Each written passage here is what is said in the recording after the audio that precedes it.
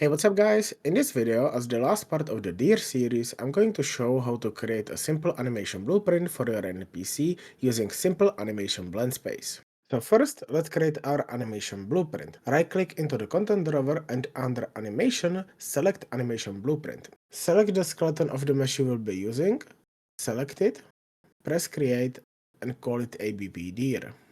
Open it, and here we have output pose, which is the return value that will determine which animation we are currently playing for the NPC. To achieve this, I'm gonna create a blend space that will blend between idle animation and working animation. For that, we need to go to the content drawer and create that blend space. Right click, then in animation under legacy, we select blend space 1D. Now we can select our skeleton and call it BSD.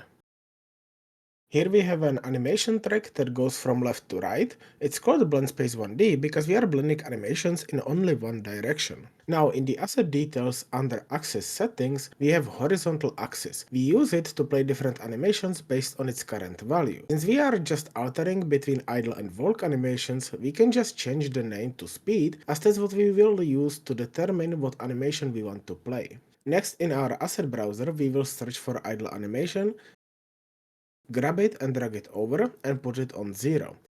After that, we can do the same with walking animation, but we put it on 100 instead.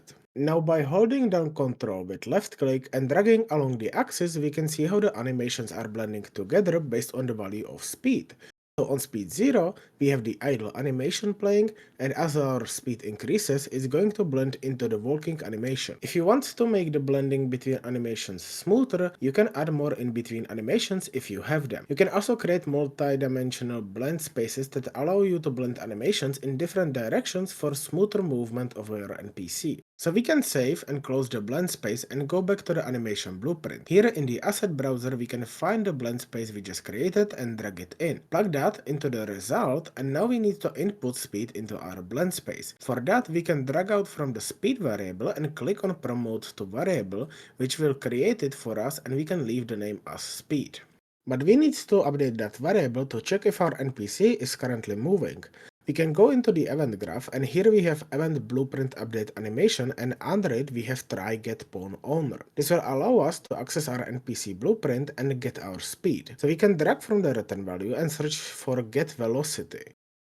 Then drag in and set our speed variable, plug that into the event, but because velocity is a vector and not float, we need to convert it first. For that, we can just drag from it and search for a get vector length, which returns float.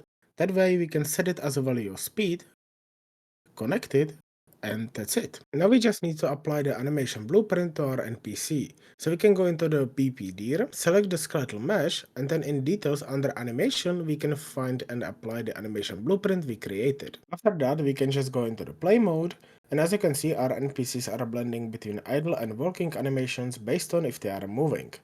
So I hope you found this helpful. If you did, consider subscribing for more videos like this. Leave a like, and I'll see you in the next one. Bye!